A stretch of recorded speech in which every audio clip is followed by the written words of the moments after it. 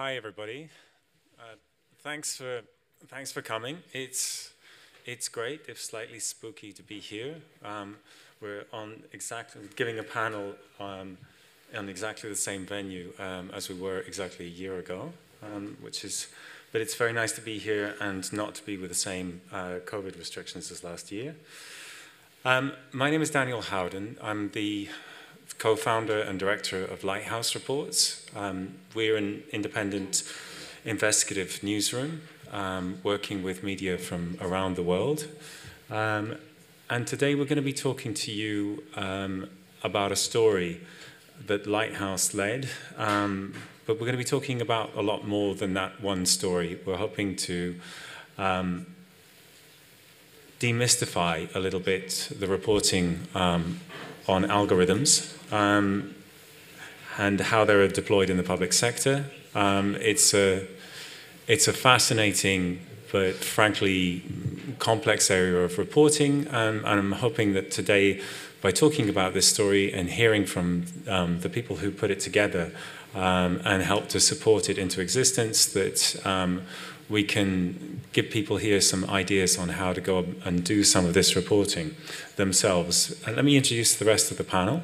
To my right, I have Dhruv Mehrotra, who's an investigative data reporter with Wired magazine. To his right is Gabriel Geiger, who's an investigative reporter with Lighthouse and was our lead reporter on Suspicion Machines, which is the story that we're going to talk to you about and the area of reporting that we'd like to explain a bit more about. And on the far right is Marina Walker Guevara, who is with the Pulitzer Center, and they were kind enough to support Gabriel and the reporting in this area. And Marina's in a very good position to talk about the broader landscape of this kind of reporting, and we'll get to that in due course. I know that there are some people, even from my own team at Lighthouse, who are here in the room, who, like me, think about algorithmic accountability reporting as a kind of as quite a mysterious process. 3 years ago, I knew that this was potentially an incredibly important thing to be reporting on, how algorithms are deployed in public services around the world, but it wasn't necessarily clear to me how we would go about doing that reporting. So it's been a journey for me from a position of much more kind of traditional journalism, traditional reporting, to the final product that you're going to hear a bit more about. Inside those 3 years, there are a lot of lessons learned, and I think that it's a lot more doable than people would imagine. So for me, it's something that's hard, but it's probably a lot less hard than many people might think. But rather than talk too much in the abstract, I think it would be good to take a look at the kind of centerpiece story of this series that we've been doing, and that's a kind of good starting point for understanding a bit more. So I'm going to hand over to Dhruv and to Gabriel, and they're going to show us a bit of the story itself. Over to you guys. Yeah, so just to start on this, when we took this project on 2 years ago to look at the use of algorithms in European welfare systems, we did so with the conviction that this type of technology is increasingly making life-changing decisions about some of the continent's most vulnerable people.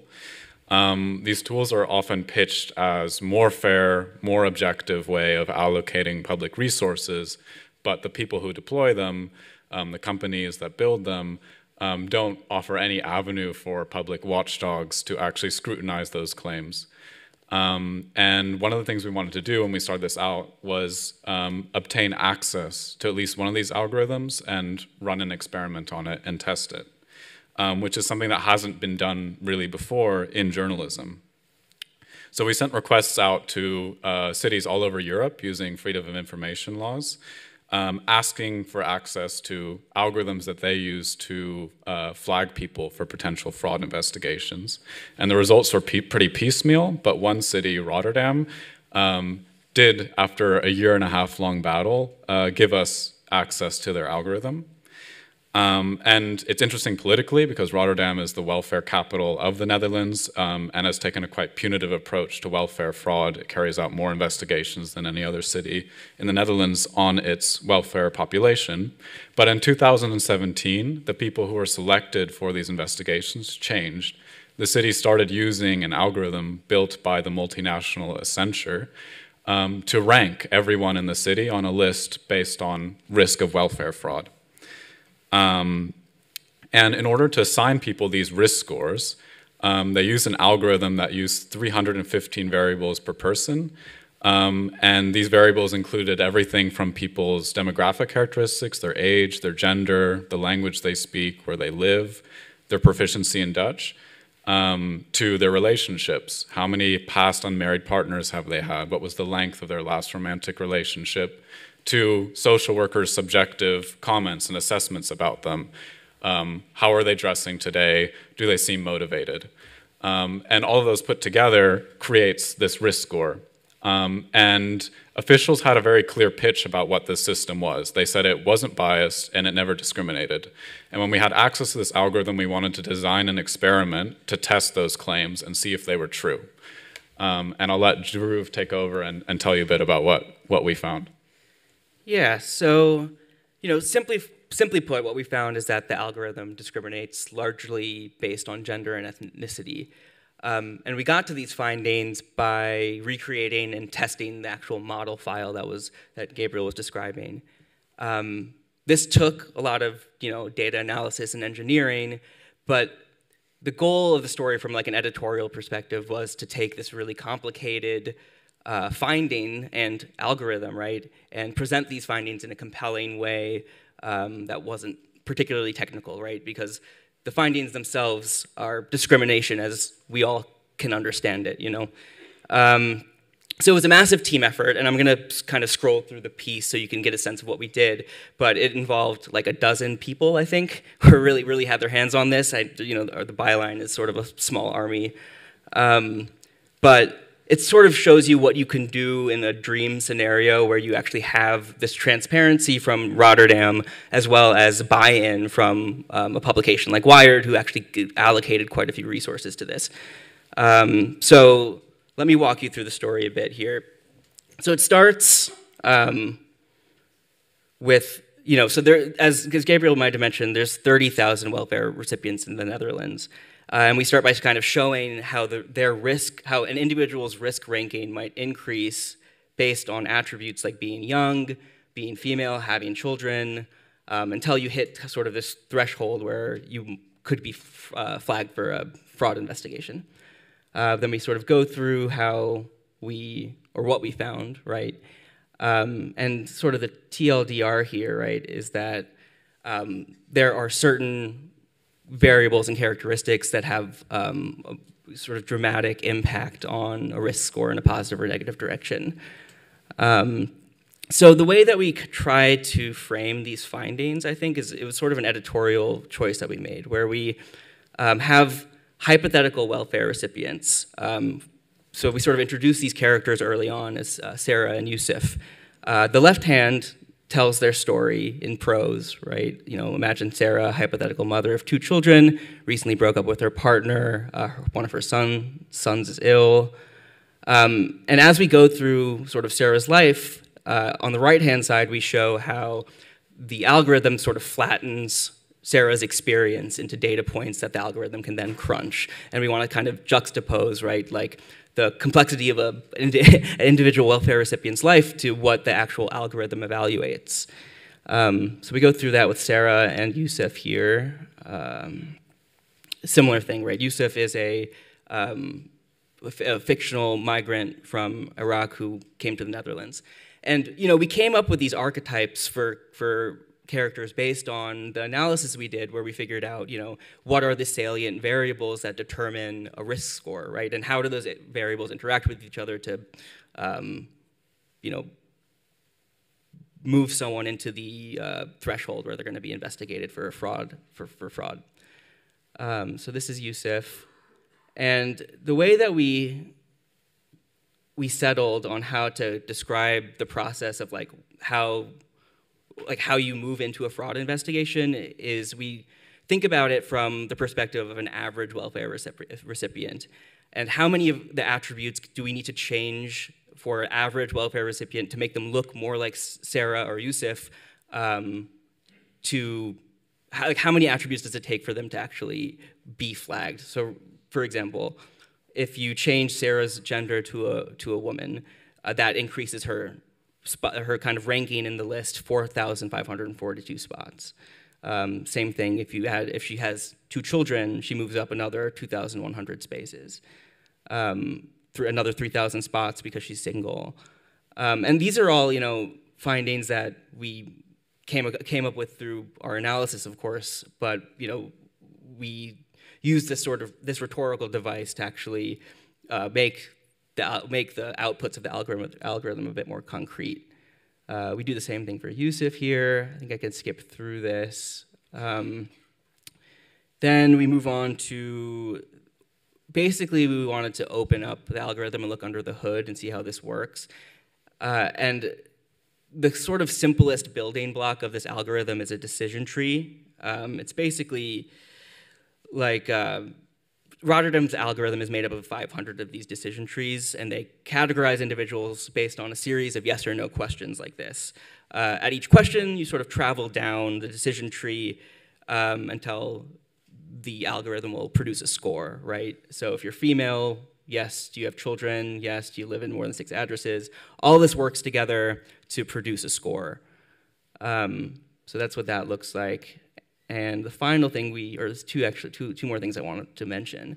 Because we had a live version of the model, we also were able to let readers experiment with it. How do toggling certain variables and attributes actually affect someone's risk score, which you can see at the bottom of the screen. If this flash sale wasn't here, I think it would be a little bit more clear, unfortunately. Then the last thing we do is, for the piece, a big part of the analysis is that we had the training data. And we ran the training data through the model itself to produce the scores for 12,700 real recipients of welfare. And what we wanted to do was show the share of individuals in the high-risk threshold who have certain attributes, right? So this shows that basically, if you haven't passed your Dutch language requirement, you're twice as likely to show up in this high-risk, this high-risk decile or this threshold. Similarly, if you are a parent, you're 2 times more likely. So that's that's the story in a nutshell. And we can talk more about how we did it and the resources required and stuff like that as this goes on, I think. Thanks, Dhruv, and thanks, Gabriel. There's nothing worse than having the people who put the story together talk about how it was received or if it was done well. But I think it would be useful, Marina, to ask you if you could summarize a little bit the response to this and where this fits into the landscape of efforts to do this kind of reporting. Absolutely. Hello, everyone, and I'm sorry about losing my voice the first day of the conference. So it's amazing when somebody publishes an investigation like this that took 2 years and government officials come knocking on your door, not to push back and tell you that you suck, but to tell you, how did you do it and what can we learn from you? And that is exactly what happened to these people here. They are setting agenda because, unfortunately, so little is known, even by those that are implementing and deploying and buying these algorithms. And so they came to the team asking questions and requesting information, including, for example, the co-reporter of the AI Act, which is the main piece of legislation that is being considered today in the European Union. That, in addition to countless of people who wrote about this, and what they basically, researchers, academics, they frame this in terms of a milestone and a game-changing story, because really being able to obtain, as Daniel said, like the holy trinity of like the data the training data, the model, and the code is something that I don't think has been done before, or if it has been done, it has been only a few times.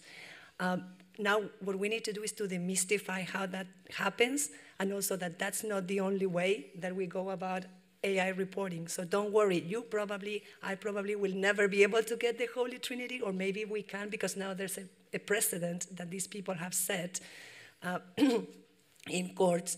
But this was 2 years of being able to ask the right questions to the FOIA officers, and pestering them until they started releasing the information little by little. And at some point, which I don't know if you said this, they accidentally enclosed a file that they didn't mean to enclose, which was the final piece of the Holy Trinity, or Holy Grail, and that allowed them to reconstruct this algorithm. But none of that would have happened without that pestering.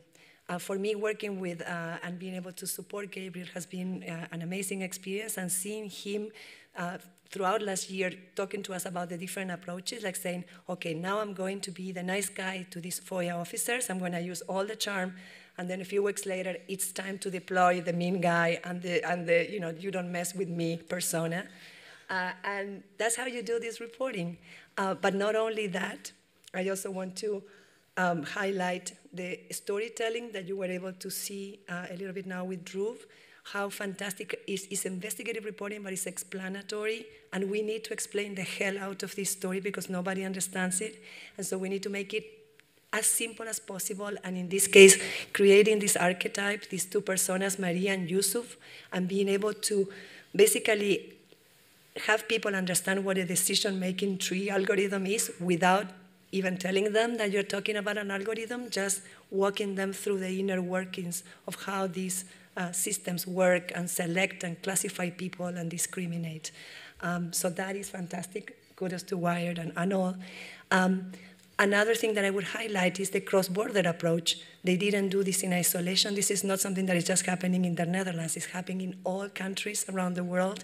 And so they brought others in the ride, doing cross-border reporting, coaching their colleagues in other countries, where they didn't obtain the Holy Trinity, but they were able to highlight and do other kinds of reporting that we all can do, such as talking to people the bureaucrats who are tasked with deploying the algorithms, and half of them don't understand them, and the other half say it's not really effective, it's making us waste a lot of time. And so all of those pieces of reporting, I think, is what is going to make this investigation memorable and will, in my view, provide a blueprint for all of us who want to continue doing this kind of reporting. The final thing I would say is the peer review process. There's a lot of technical knowledge here, and what these guys did is they asked people in other disciplines to apply pressure to their investigation, to see where it fails, where the weak points were, to protect themselves, to bulletproof the work so it cannot be attacked and it can serve as a blueprint for others. Thank you, Marina. That's both kind and helpful. So far, we've talked a lot about where the reporting led us in Rotterdam on a specific algorithm. But this was part of a long-term reporting series that went to a lot of countries and took a lot of different approaches to trying to understand this topic. Yes, Rotterdam delivered the most complete kit from which to build a story. So the centerpiece story that we did with Wired focuses on Rotterdam. But we did a series of 4 pieces with Wired. We also worked with other media in the Netherlands in order to do the storytelling and some of the reporting as well. Gabriel, you were a younger and different person at the outset of this reporting. Could you tell us a little bit about your journey into this? because being here at the end of it, it is as though we already knew exactly what we were looking for at the beginning. But there's a big kind of process of learning that goes into this, and also the results of this reporting are beginning to come out with different stories in different countries. Could you take us a little bit through the journey and bring us up to date on the stories that go beyond this series, as important as this was to us? Yeah, I mean, there's a big learning curve, and we started this with like pretty, I guess, big ambitions. First of all, we wanted to do this sort of technical audit, but we had 3 other axes that we wanted to report on. We wanted to show the stories of humans and communities that have been affected by these systems. We wanted to outline the market of companies that were market making, selling these systems. And we wanted to outline the political currents that were driving their adoption. And it took a kind of long time to find our way through that, mainly because we were working in different national contexts, and those 4 different axes are not the same in those different national contexts. And you know, ultimately those 4 axes became the model for the wired package. And for example, when we looked at the human stories of people affected in Rotterdam, we teamed up with Vers Beton, which is a Rotterdam magazine, who did some really excellent community level reporting there to figure out what were the consequences of, in this case, single mothers, mainly of a migration background, who are constantly in the crosshairs. And I think one of the maybe takeaways from this, and kind of working on this across these different axes, is, you know, algorithmic accountability reporting is not just technical reporting. It's also reporting for community level shoe leather reporting. It's for business desks and politics desks as well. And I think it's a really important time to be doing this work, because not only is this technology increasingly making these decisions about people, but also, like Marina mentioned, we're in this kind of potentially landmark regulatory moment. And that's why we're continuing to do it. And we're going to be doing a series of national stories that go beyond the Netherlands. Last week we did a series with El Confidencial about an algorithm in Spain that profiles people's health and attempts to figure out if they're lying about being ill and receiving sick leave benefits. But I think one of the sort of biggest takeaways for me is you don't have to have all these ingredients for every single algorithmic accountability story you do. And there's different ways and ins into these stories. And to give an example from the series, one case study we looked at was Denmark. And with Denmark, we wanted to use it to try to understand the political currents that were driving these systems. And how looking for political scapegoats had essentially enabled the benefits agency there to create an algorithmic Frankenstein monster that tracked everything from people's travel movements to, you know, third world countries they were connected to you know, who they may be sleeping next to at night and be in a, you know, a romantic relationship with. So yeah, there's a lot of different ins into this, and there doesn't have to be one template. Yeah.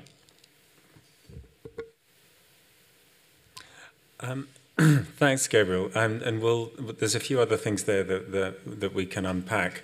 I would say that we're continuing this reporting in the UK, in Ireland, in Sweden, in Italy. There are stories that are going to come fairly soon in Sweden. There's more reporting that we've been doing in France. We may continue to report on this in Spain. So we are looking for more partners, and will continue to be open for collaborating with other journalists on this. But I think it would be useful as well to hear a little bit from Dhruv and then from Marina. Dhruv, you have this cool job title. You're an investigative data reporter. Can you tell us a little bit more about what other, I mean, we've just talked about what you do with when you get when you get, I mean, it's variously called the Holy Grail or the Holy Trinity. If you could kind of briefly recap for us what that is, and then talk about what are the kinds of stories you can do with things which fall short of that, but are nonetheless kind of really important reporting insights that can be used to build interesting stories. Yeah, I mean, I think this story is remarkable because of the access that we had, right? The Holy Trinity that we keep referring to is, the inputs of the model itself, the algorithm, right? And then the outputs, right? So the outputs being the individuals at the end of the fraud investigation, right? Or the risk scores, right? But I've definitely done algorithmic accountability stories with just one of these pieces. I think you can tell a really compelling story with just the outputs of an algorithm, which is, for example, I did one about predictive policing. Aaron Sankin is in the room. He worked on it with me. But we basically had all the predictions made from one crime prediction software that's used widely in the United States. We did not have the algorithm. We did not have the underlying crime data, though we did eventually get some of it. But we were able to tell a story about, okay, where does this algorithm send cops to patrol? And that's enough to tell a really compelling story about disparate impact in certain communities in the United States. We didn't need the algorithm to do that. Similarly, you can tell stories with just inputs, right? I think biased inputs affect the outputs of an algorithm. So if you can prove the input data of a particular government algorithm, it isn't representative of the population as a whole, you might be able to produce a compelling evidence that an algorithm is flawed or biased. So yeah, you don't need all three pieces to do this type of reporting for sure. And again, oftentimes the story isn't even really about the algorithm itself. It's about the underlying system and the ideologies that it perpetuates, right? The system that we ended up looking at here is a punitive welfare system, and it kind of, the fact that it targets some of society's most vulnerable for fraud investigations as opposed to targeting these individuals for actual additional benefits tells you a lot about how these government systems work and the ideology behind them. So, these aren't algorithm stories. They're stories where I think for Wired's point, and my point of view actually, and why I like doing this work is that the technology is sort of how you get your foot in the door to tell a larger story about systems. Thanks, Dhruv. Marina, Pulitzer Center supports other AI accountability fellows in addition to Gabriel. Could you tell us a little bit about the kinds of approaches and kinds of stories that are coming out of that work? What are the other fellows finding out there? Absolutely. So first, I just want to do a little bit of take a step back where we are. We all went through this doom and gloom, and AI is going to kill us all, or is going to save us all with a magic wand. When ChatGPT and other chatbots came out, lots of really hyped reporting or celebratory reporting or a lot of confusion. So what is the landscape in which we are trying to do this reporting? AI is infrastructure. When AI is everywhere and it's infrastructure, like Karen Howe says, one of the leading reporters in this field, it becomes invisible. And that's why it's so hard to, even for reporters to imagine sometimes what are the stories that they need to be pursuing. Underserved communities are affected disproportionately, so there's a big equity question here. Regulation is non-existent or is developing, as we said. There's an imbalance of knowledge in journalism with a lot of the resources to do this kind of reporting concentrated in corporate media or specialized media. And there's a lack of diversity in AI reporting, kind of reproducing what we're seeing in the AI industry. So what can go wrong with all of that? We have been talking a lot to journalists around the world at the Pulitzer Center because we are trying to do something that helps and doesn't have unintended harms. So what the journalists are telling us from 48 countries is what you see here in the slide. We experience a gap in our literacy, even in the basic concepts to approach this reporting. Obtaining data is difficult, as we have seen here, who has 2 years to go through these lengthy processes. Access to algorithms, access to contracts, and so on. the AI companies are being legalistic and are deploying PR firms and even lawsuits in the United States. We have had examples of media companies being sued by AI companies for writing about them. And lastly, they said, like, we need mentors, we need others who have done this work who can lead the way. A little bit with this input is that we decided to create a space where we can support journalists, help diversify the field of AI reporting, help with those journalists redefine what it means to be an AI reporter, who gets to be an AI reporter, take the AI reporter out of the tech desk, and help, what we say here, AI is in everyone's beat.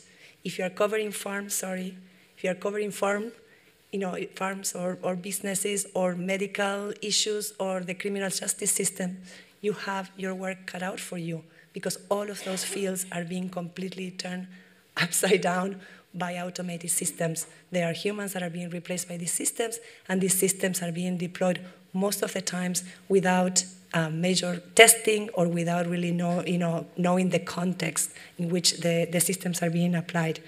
So we're trying to create the conditions for cross-border and cross-discipline reporting.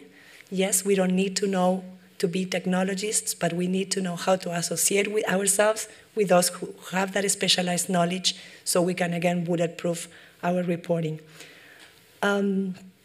And finally, the other pillar of the work that we're trying to support is radical sharing of methods and data, so we can all continue building this field in a way that is equitable and that is sound.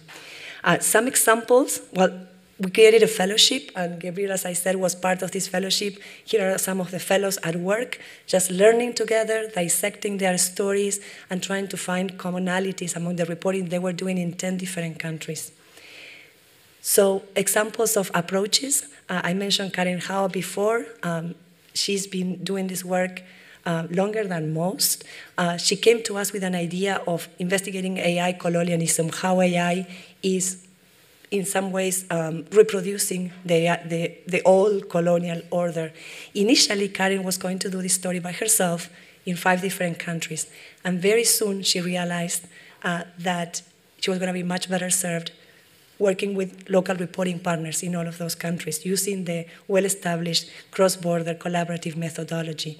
Her story really, with that approach, helped understand that supply chain of labor that underpins the AI industry, from New Zealand to Venezuela, South Africa, and more. The community-centric aspect that Gabriel mentioned is so important. When we don't have data, when we don't have the technology, we always have the humans, and ultimately, this is about humans that are being harmed in some way. I want to emphasize here the work of Varsha Bansal, an Indian journalist who has been reporting a lot about the gig economy in India, which is huge. And her main sources, and amazing sources, have been these Uber drivers who are experiencing all kinds of issues with Uber's facial recognition technology, because guess what? It doesn't work well. So if their skin tone is a little bit darker, if their features are a little bit different, it locks these drivers out of their apps, and they can be weeks or months without work.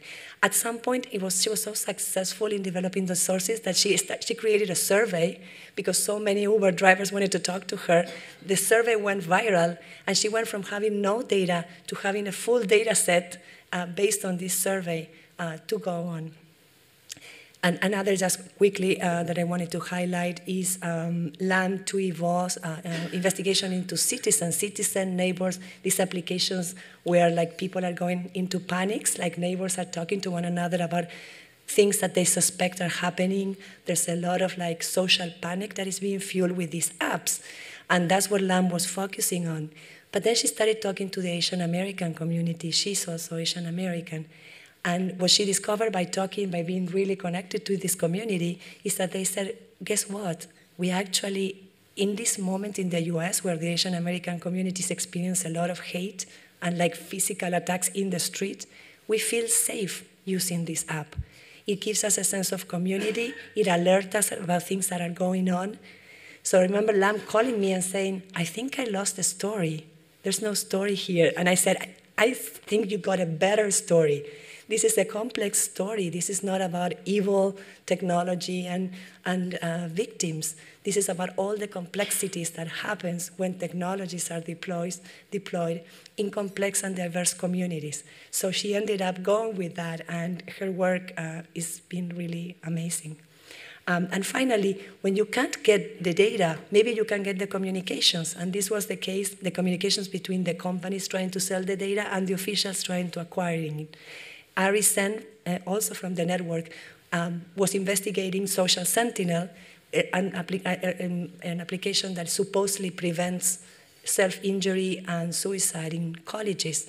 But by FOIA-ing, by obtaining the records of the communications between the company and the colleges, he realized that in reality, what they were trying to sell was this technology as a surveillance tool for unrest and social protests in college campuses in the United States, which is pretty amazing. And he would have never found out had it not been for the idea of like, okay, don't give me the data, let me see what you guys are talking about. Impact we talked about has been swift in many of these investigations because there's no regulation. And so basically the regulators and officials are taking note from the journalists and quickly trying to address some of the most egregious findings. I don't want to end without mentioning the harms that we can create without intent. And one of the most obvious one is using this kind of harmful and stereotyping images. Is the easiest thing you can do. I have an AI story, how do I illustrate it? Boom, the robot, the humanoid robot. And raise your hand if you haven't done it. We've done it. When we started learning about this, we went through a website, we were like, oh, we found a robot, let's replace it. So very easy fix. There's a guide called Better Images of AI. You can find it very easily on Google, and is done by a cross-discipline group that took the pain of putting together images that can be used by everyone and that are much more diverse and that actually highlight the human behind the systems instead of highlighting robots or other stereotypes that help fuel just like the wrong idea of what AI is and will do. Careful also with the lawsuits. We said we can talk more about this in the conversation. And also letting you know that at the Pulitzer Center we have opened just a few days ago the call for applications for the second cohort of AI Accountability Fellows. And we look forward to working with you. If you're interested, send us a proposal, reach out to us. This year we have an additional interesting thing, which is a partnership with Digital Witness Lab. It's a new initiative at Princeton University led by Surya Mathu, formerly with the Markup. And Surya and his team are investigating WhatsApp. So if you are interested in how WhatsApp is influencing public discourse in your community or maybe fueling misinformation, you can apply with a project specifically focused on WhatsApp, or you can apply with other projects. Here are some of the benefits and also the promise of having a lot of fun working with I'm getting waved at that we had 10 minutes to go, so I just want to cover a couple of quick questions because I'd like to leave a little time in case people here in the room would like to ask questions. Just for really quick answers, and in asking for quick answers, I realized that the first of these questions is a bit unfair. Gabriel, you worked with the data team, which is a data editor who's a very experienced data journalist, and at different times the two other data scientists who were supporting this. This is internally at Lighthouse. Dhruv has the investigative data reporter job title, but you've moved around between quite a few different kinds of reporting in this. How do you think about what kind of reporter you are? Because it's quite relevant to people here in this room thinking about, well, is this work I could do? Are my skills relevant to it? Could you just think out loud about what kind of reporter you are? And it's fair enough if you're not, you don't have to settle on what that has to be called. I mean, I probably edge towards being more of a traditional reporter, but I think with this type of project and something that I found sort of fun to do was, I mean, even if a lot of this data stuff is just going over your head, because I'm not a statistics person, I mean, I tried to engage with it as much as I could and, you know, be okay with just asking really dumb questions and feeling really stupid all the time. And yeah, I think that's something that, like, people in the room who maybe feel like more traditional reporters, I think that's something that you can take away. I mean, it's also okay to kind of feel stupid and ask dumb questions. And you can help, I mean, it's something that you need both of, because while, you know, the data team, you know, had the stats and everything down, they didn't have any of the sort of contextual information about Rotterdam, and a lot of times they didn't really understand what some of the data actually meant. So in the end, we kind of needed each other to be involved in this process. I don't have a name for my type of reporter, so I'll think about it. That's fair enough.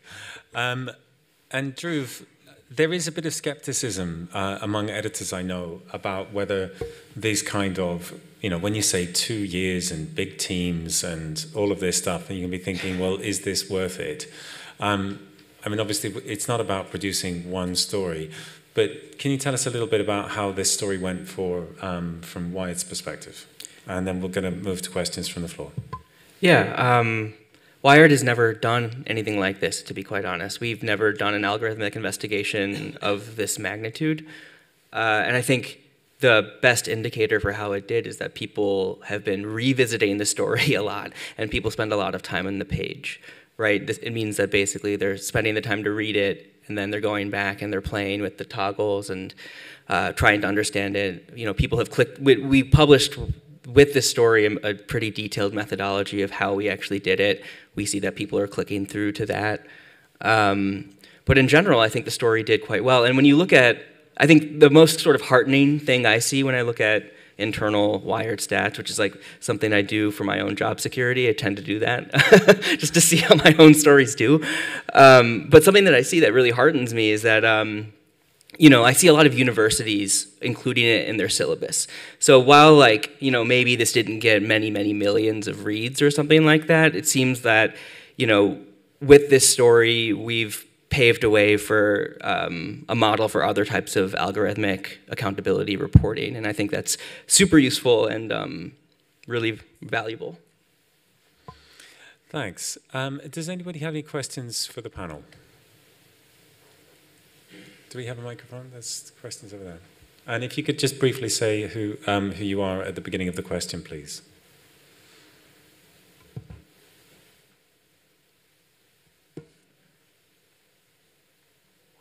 Yes, I met.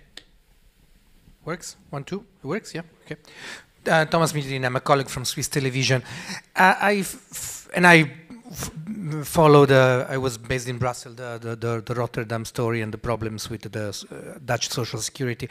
What I don't understand is, if we're talking about some public authority or government and so on, how can they keep an algorithm closed? Can't you? Why can you use the transparency legislation in order to request that the rules of the algorithm are made public? And in the European Union, there is a debate going on, and there are proposals being made about the transparency of artificial intelligence, although they are not yet turned into law. Thanks. Gabriel, I'm going to put that one over to you. The short answer is yes, they should be obliged. The long answer is, Gabriel, can you tell us what excuses they use to say no? Yeah, I mean, we've asked in 8 different countries, so I have a pretty good survey of the different excuses. The most common one that we run up to in the case of these particular type of algorithms is that they argue if they disclose the system, people who are trying to game the system or defraud the state will essentially have a roadmap to evading the controls. So most FOIA legislations have a sort of exception for the prevention of crime. The second one we see, which is the most difficult to argue against, is when the algorithm is private IP from a private vendor. So then you're essentially locked out if it's out-of-the-box software. The third one we see when it comes to things like training data is data protection laws. yeah, those are usually the ones we see. And then sometimes it's just bad faith stuff. Sometimes they say, well, code is not a public document, this type of stuff, yeah. Yeah, the UK is currently the winner of the worst country in Europe on that score as well as others. Other questions? Here in the front?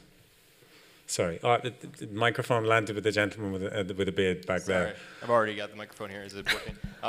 My name is Ben Ryan. I'm a neuroscientist, not a journalist, from Stanford, California. And I just want to say first, I applaud this work. I think it's amazing seeing this complex, statistical modeling presented in a very clear, accessible, and essentially open access format is wonderful.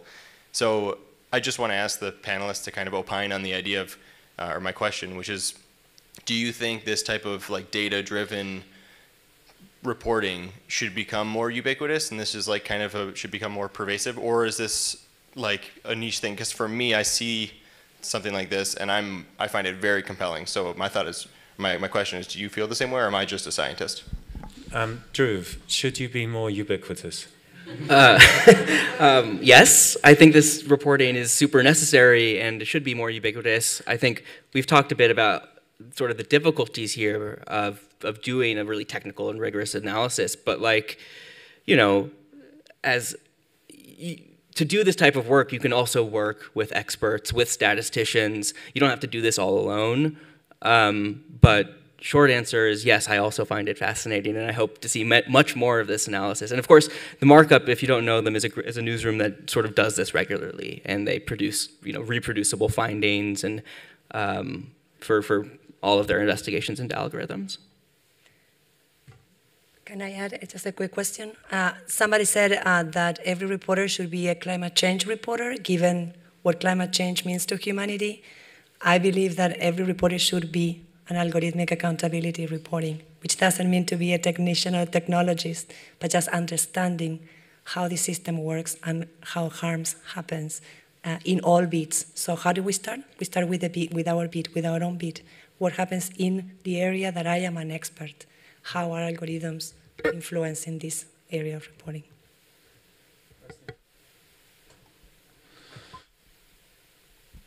Thank you. Imogen Piper, Washington Post, Visual Forensics. First, just want to say such an excellent investigation and storytelling as well. So it's so shocking to see such a sequential ranking system. I was wondering if you could talk a little bit about how this was being deployed by the authorities and whether you spoke with people who were victims of algorithmic bias in this case.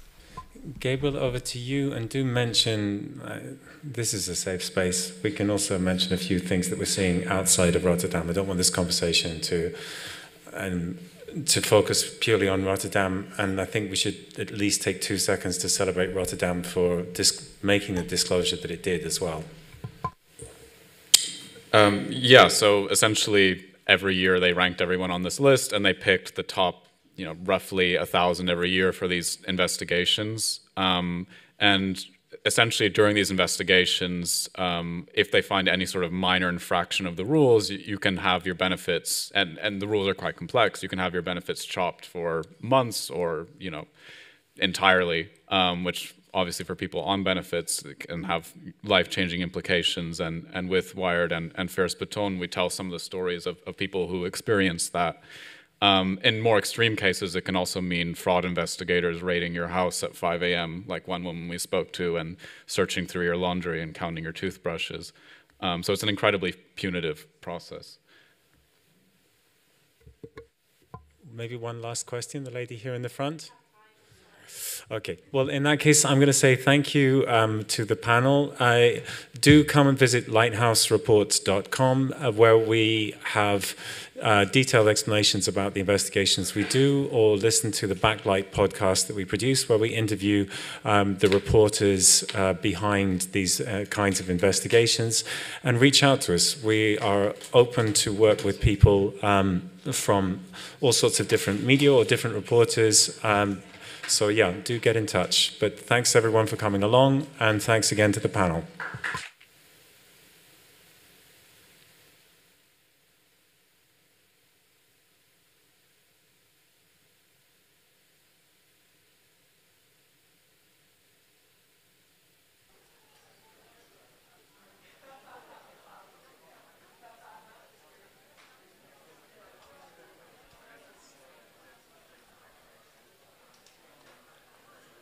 Hey, just a little communication.